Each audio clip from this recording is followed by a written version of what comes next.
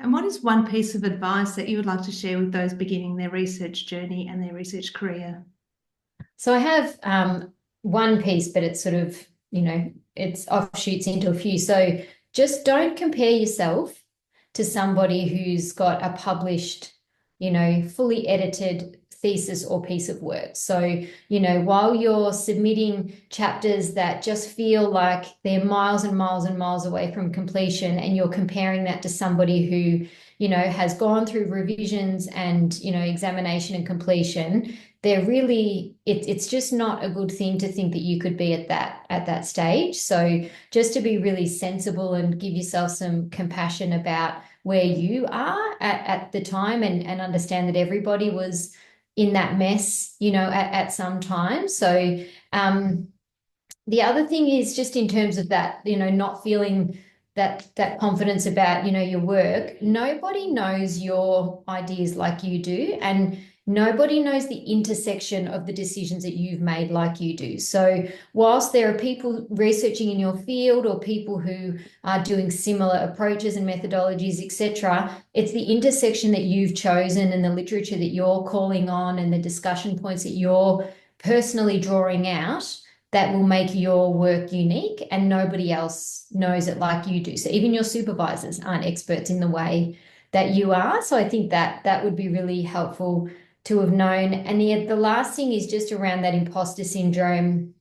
I had a feeling of, oh, who am I to be doing this work? Who am I to be doing a doctorate? But somebody said to me, it's a privilege that you've been gifted, and it's expensive and it's time intensive and people are giving them your time. So really, who are you not to do the work? It's actually arrogant to say, I'm not going to do it, or I'm not up to this or whatever. So really to take the privilege and just chip away, and know that it's, yeah, it is, you're worthy of doing it. And it is a gift and a privilege to be able to contribute, in the way that you get to do.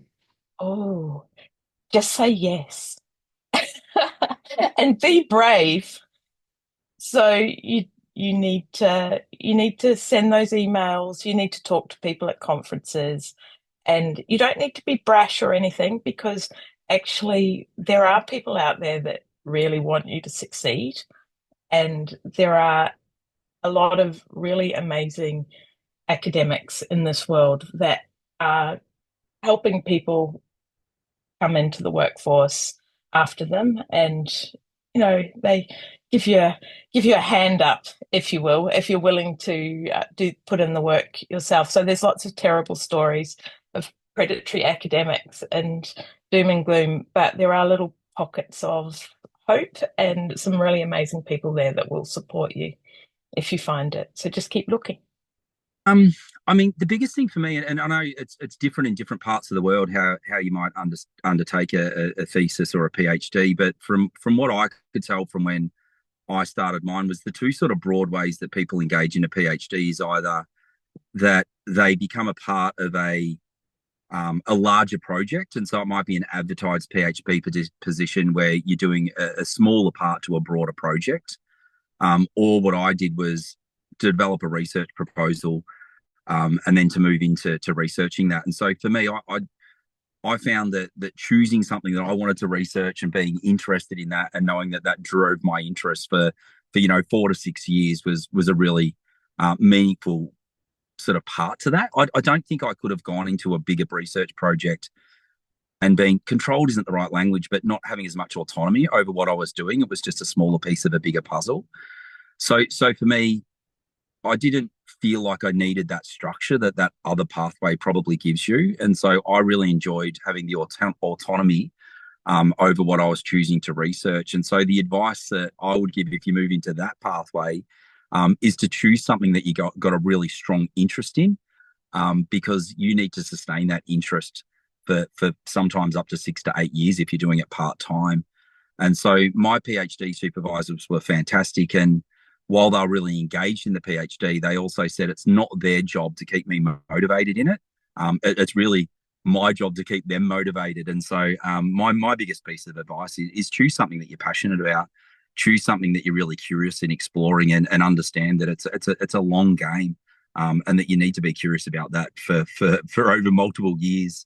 And so for me, that pathway of making up my own research project, being really curious about something that was a problem of practice for me as a leader in a school, worked really well for me. So yeah, choose your own path is, I suppose, one piece of advice that I'd sort of give to people. I think there's a joint piece of advice that I'd like to give. One is that the connections you make with people, the relationships, are the most important thing.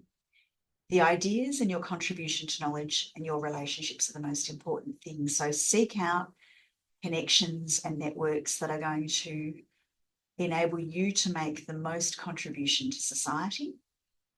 Think about what your unique contribution can be, and then think of others who can expand that and can shift your thinking. One of the things that I have learned, perhaps in the last decade most powerfully, is that many of the things that I thought I knew early in my career as an academic, I've had to unlearn or rethink as I've been powerfully taken to better engage with and understand what it is, and from an Australian point of view, living in a colonised society and undertaking anti-colonial work in that way. So as an English educator, I've had to really rethink and unlearn a lot of what had been taught to me and what I had taught early on. So I guess my advice is be open to change, be open to working with people and seeking out people who will test your knowledge and learning, and to be ready for new commitments and new connections. And perhaps the last thing, this is not even one thing I'm suggesting, Natasha, but I would suggest that you are open in your research career to the different kinds of partnerships. So we know that what we call in Australia Category 1 research that's funded competitively through a competitive application through the government is very highly prized, and that is important, but there are many ways to make a contribution. And sometimes, and in fact, I think often, our relationships and connections with departments of education or with other not-for-profits or other people who are really invested in education are very important to us in the way we can make a contribution to society. Well, I think the first one is really to enjoy the moment when you're on the stage with your floppy hat on, because that's a big moment, and enjoy that with your family and your friends.